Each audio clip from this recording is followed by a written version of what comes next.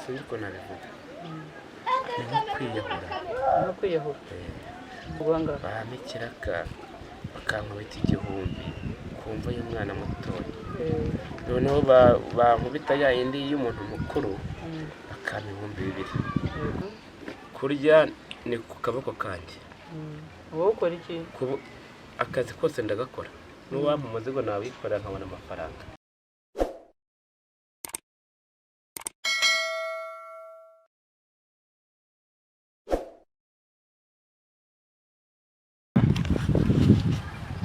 twongeye kubaha ikaze abakurikiye televiziyo de Reality TV. Amazina yanjye nk'ibisanzwe nitwa Claudine ndetse akaba ari nanjye washinze umuryango MC Foundation, umuryango ufasha abana kubashakira imiryango yabo baburanye mu gihe cya Jenoside. Ariko si ibyo byonyine dukora, kuko dukorana n'abantu ubuvugizi. Murabizi ubuzima tubamo ntabwo abantu twese twahiriwe kimwe, hari abo ubuzima bwagiye bunanira bukanga, ariko icyo abantu baberaho, icyo abantu bafatanyirizaho no kureba ese njye ko mfite uriya namufasha iki, mu byo ufite ukigomwa ukagira icyo wafasha undi. Ni muri ubwo buryo rero The Reality TV uyu munsi twagiye gusura umwe mu bantu bakeneye ubuvugizi, ikibazo afite araza gutangira bibwira ubuzima abayeho, uko ameze muri iki gihe, ese ibibazo afite ni ibihe, yafashwe iki. Muraza gukurikirana ikintu cyose uko kiri bugende mu kiganiro. Tuguhaye ikaze, utangira wibwira abantu, ukabwira amazina yawe, utuye hehe, kugira ngo tujyane mu kiganiro. murakoze cyane. Banyita Bakundukize Jean, abantu mu mudugudu wa Muhororo mu karere ka Gasabo mu murenge wa Kinyinya. Nkaba mfite abana babiri, Uwineza Divine Uwineza Liane na Keza Divine. Ubushobozi bwanjye nk'uko mubibona gutya, mwakoze kunsura mwayibonye. Nta bushobozi mfite mbarira bonyine, nta mama nta data wabamfasha, njya gushaka amaronko kugira ngo babone icyo kurya. Ubwo ntahagurutse ntabwo barya, nta mituweli, nta bushobozi, nta kwishyurirwa amashuri. Ibyo bintu nkuriye nk'ubuvugizi mwabikora gutya, mukagenda mukankora ubuvugizi no hakurya no hino, hirya no hino. Ndakeka mu rugo wanjye mwahabonye, murabona ukuntu hameze. Uvuze ngo abantu barira wenyine, byakugendekeye gute nk'umuntu utazi inkuru yawe yahera? Ko nkuru yanjye rero buriya aho nagusobanurira. Mama w'abana yagize ibintu by'amadega baramufunga. Yafunzwe ryari? Yafunzwe muri 2019. Ubu turi muri 2000. Ni ukuvuga ngo imyaka 2 ayirangije hariya imageragere. Ubwo muri icyo kintu rero cyabayeho, tuvugana gutya, abana bari ku mutwe wanjye, uyu niwe bari bafunganye, yagiye amuhetse. Afite igihe kingana iki? Yari afite imyaka 3. Yari afite imyaka 3, ubu se afite ingana? Ubu tuvugana afite imyaka 5. Ngo ni ukuvuga ngo rero ndakeka mu bintu nyine ni byinshi, ariko ntago nabibwira abantu, kuko ntago abantu bose babwira ibibazo byawe, kuko atari Imana. Ariko Imana igomba kubidufashamo nk'uko musuye mu nkuru ubuvugizi, murebe icyo nkuriye namwe mumfashe nk'ababyeyi. Uravuga ngo mama w'abana yarafunzwe ari mageragere. None se ubu ngubu ikintu nge nibaza ko umwana yakugarutse mu maboko byagenze bite kugira ngo umwana ngaruke mu maboko? Haje iriya modoka ishinzwe gucyura abantu berekeranye mu babyita gutya mu murenge wa Kinyinya. Bafata abantu bata mu murenge wa Kinyinya. We yaraje buri muntu wese akajya avuga ati mfite umuntu nk'uyu nguyu ugomba gufasha uno mwana. abafungiye mageragere nibo babivuga bati dufite abantu hanze badufasha abana bigenda. noneho ni ukuvuga ngo aho hantu ukuntu baje baraje bahita bansigira umwana wanjye kuri iriya mutwa RCL ndasinya ko ampaye umwana nawe asinya ko atanze umwana imodoka itimukomezanya bajya gutanga n'abandi hirya ku ruhande muri uwo murenge wacu wa Kinyinya babikoraga nk'akazi nabona imfura z'u Rwanda esanse urumva batwekaga nabo bari mu kazi ariko ni ubwitange bukomeye umwana amufashe gutya ni ukuvuga ngo umwana akugeze mu maboko nasanze umwana areba ukuntu yari yarabaye ubwo naravuje nararushye ariko ndi kubona ibyo ni ibiki yarwaye n'ibintu yavanye muri gereza by'ibituri n'iki ko uzivuga se ngo nta bushobozi ufite ikibazo cyawe hari ubuyobozi bukizi hari ubufasha waba warabonye bundi kurumva ntabwo sobanura abantu neza ukuntu ikibazo cyawe giteye nyuma yo guhabwa umwana avuye muri gereza babayeho bate kuvuzwa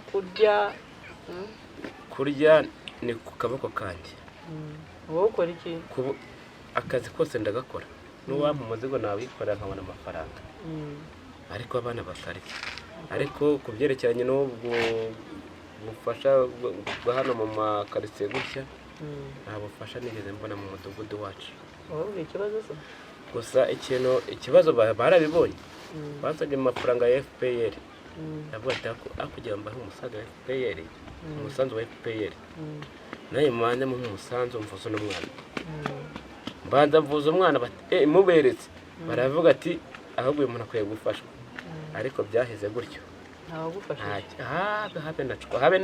habe n'intusi y'umuceri habe n'igiceri cya 5 ubu ndaho ndasekeje uyu mwana babigira mituweli se mituweli iyo barwaye bavuzwa batumvise ni ukujya mu mapirive gutya nkagururwa bunini utazi icyo umwana arwaye utazi icyo arwaye ubushobozi bwa ewana nta bushobozi mfite ko ndeba ari bakuru bakabaye bageze igihe cyo gutangira ishuri bimeze gute uyu mukuru we yakabaye yiga uyu mukuru namushyize mu ishuri ariko ishuri arimo ariko mwango muhindure mu rindi shuri ko nabwo nta bushobozi mfite ikora inifomu ntabwo ubushobozi bwamujyana mu ishuri rigiye gutangira hano niba ari ngo ni mu Kagarama JS Kagarama ariko Imana ndi kumwe nayo n'undi n'uwa kabiri igihe cyo kwiga cyari kigeze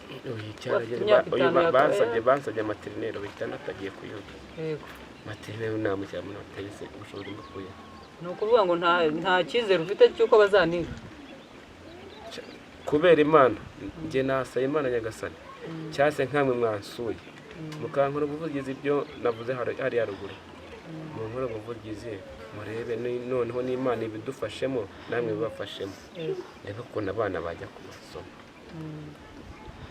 bakabasha no kurya kamituweli kabonetse nashima Imana ibi byo kano karori mbamo nubwo bajya baryama nk'ubu ngubu ndakeka urabona imvura y'ejo bundi inzu ni iyawe ariko akaruri n'akawe kano karori nakwishyuye amafaranga y'uburungurungu ntacyo ubu ni akanya ariko iriya mvura yaraguye mbwira abana mubyuke tugire gutya nkajya numva biri kumvira bikabwira abana bandi mbahengeka gutya bararyama mbona ijoro rirakeye nshimya Uwiteka Imana ntabwo icyubahiro kubera ko Bakundukize uravuga ngo abana bari ku mutwe wawe ni akaboko kawe kubatunga nta n'indi miryango ufite ku buryo ushobora kuvuga ngo abana barananiye reka ngeraho nabohereza babagufashe nta miryango ufite bimeze ni ukuvuga ngo umuryango wanjye wa Gitima Finance niho nari mfite imiryango wa Gitima yo mu burasirazuba yego ni ukuvuga ngo nta muryango usigaranyeyo ubu nari mfite yari nani mukuru wanjye yitabye Imana nta muryango mfiteyo nta wundi muryango navuga ngo ngiye gukora gutya ngo fashe uno mwana cyangwa se umfashe uyu mushiki wanjye mfite arambwira ati umuntu wese amenya umusaraba we. abaye mushiki wawe hano kwa Gaspard muri Gicikizi. Ariko umuntu wese yavuze ngo ugomba kumenya umuzigo wawe ukamenya umusaraba wawe. Uyu ni wo musaraba wanjye. Ntabwo byoroshye kuko abantu bose bari kwirwanaho, ibihe ntabwo byoroshye, birakomeye, ariko ndizera ko abakurikiye Dayati TV bagifite umutima muzima, barafasha. Turizera yuko hari ikizakorwa, hari ikizahinduka, kandi nibwira ko ari na byiza kwegera ubuyobozi ukagezaho ikibazo cyawe, bakareba ko ari ikintu bashobora gusayidira abana, kuko abana niba batavuzwa mu buryo bwo kuba bafite mituweli, niba utagira ikintu, ubwo byari ikibazo kinaremereye. Ariho duhera dusaba ngo umuntu wese ufite umutima ukunda, umuntu wese ufite umutima wo gufasha, afashe uyu mubyeyi n'abana be, arebe ko hari ikintu cyakwisungura. None se Bakundukize, uriho uratubwira ko umudamu wawe ari mageragere, nta makuru ufite y'igihe yaba azazira? Kubera ko we yari yarampaye n'umwana, ntabwo yataje kuko yarasigaremo amezi 3. Yego. Muri ayo mezi 3 rero ubu tuvugana gutya azaza ejo bundi mu kwa 11. Yego. Urabona ko ni nk'umusibeje, niko twabivuga ku bantu bari muri biriya muri iyo nzu y'igihome. Ariko nawe nazaza asanga ko ndi kwakundi ugati mayibobo, ese umuntu uri mu gihugu ukaba umeze gutya bimeze bite? Ariko Imana izayifashamo kuko mba ndi kureba hirya yo mu byarwa cyane ukuntu baba Uko baba azaza mu kwa 11 niko nabonye bari uyimbwira. mbere tuganira wigeze kukomoza ku kintu cyo kuvuga ngo kugira ngo abana babone icyo barya ngo ujya gucukura mu marimbi hakurya. Ibyo bintu nibyo koko? Oya, hari ahantu buriya naho njya nkorerayo, ariko njyayo ari ukuvuga ngo ni nk'ukwiye, sinzi ko nabivuga, ni nk'ukwiyahura. No kwiyahura. Kugira ngo abana baza kurya, iyo ngeze bampa ikiraka, Gucukura imva imwe baguhanga, bampa ikiraka bakankubita 1000 kumva y'umwana mutoya. Noneho bankubita ya yindi y'umuntu mukuru bakampa 2000. Ntabwo mbifite ntateguye kuvuga ngo ngewe nzajya kwishyuza cya cyobo ngenda gicukura nkigendera. ubwo kiba kingana iki?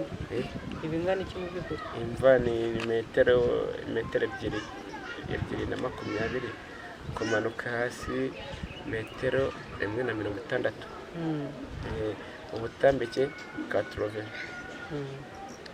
Ibyo nkabikora nagira amahirwe nkabona ndabirangije, ngahita niyamukira nagura umufungo w'ibijumba hariya, cyangwa se ibyo birayi cyangwa ibitoki hari depo. Naza abana ati papa avuye mu kazi, bagateka tukarya, nanjye nkahesha Imana icyubahiro. Ariko mukorera ubu ntabwo najyayo, Ubu ntabwo wajyayo kubera iki? Impamvu ntajyayo, maze iminsi myinshi ntakorera, asanga hari abasimbura ariko ntabwo najyayo. Hari abasimbura bagusimbuye mu kazi se? Abasimbura bansimbuye mu kazi ni abahari bategereje nabo ba bantu bagomba kuza hariya. Rero ntabwo nifuza ko umuntu yapfa ngo ntegereze kugera ko umuntu yapfuye. Ngiye nkora akazi nkahita nigendera. Bo ubwo barakora bakahaguma? Bo baraguma bakafata uburinzi gutyo bakahaguma. Wari uvuze ko utarindira nyine yuko bajya bazana abantu ngo nawe uri aho utegereje. Mu by'ukuri ni ibintu ukora nawe mu buryo bwo gushaka amaramuko, ntabwo ari uko kugira ngo abana babone uko bari. Ntabwo nifuza ko umuntu yapfa kugira ngo ziriya mva umuntu aba ari gucukura, njyewe ngo umuntu araje ngo yapfuye ngo ndamutabye ngo sinifuza ko byagenda gutyo. Ariko mba ngiye gushaka amaronko kugira ngo abana babone ibirayi, nkacukura nigendera, babona wa mugati, abandi bagasigara bategereje. None se Bakundukize, ni iki mu by'ukuri ubu ngubu usaba abakurikiye Dayati TV? Ubufasha wumva wafashwa ni ubuhe? Ikintu nababwira rero mwa babyeyi, ubufasha nyine ni bwinshi. yego. Murebe ahantu twita ukuntu hameze, murebe ukuntu nambaye, murebe ukuntu abana bameze, murebe ikintu cyerekeranye mituweli de sante, ikibazo cy'amashuri nicyo kintu kiri kungora cyane. Ikibazo cy'amashuri nk'ubu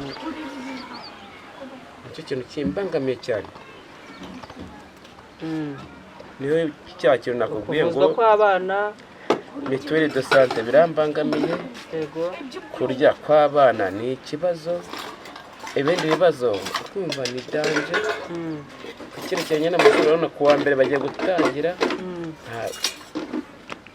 amashuri, kuvuzwa, ni byinshi mwakabyara. nkurikije ibyo nabonye rwose Imana igutabare, nabonye bitagize, turagerageza dukore ubuvugizi ahantu henshi hashoboka turebe ko hari icyahinduka.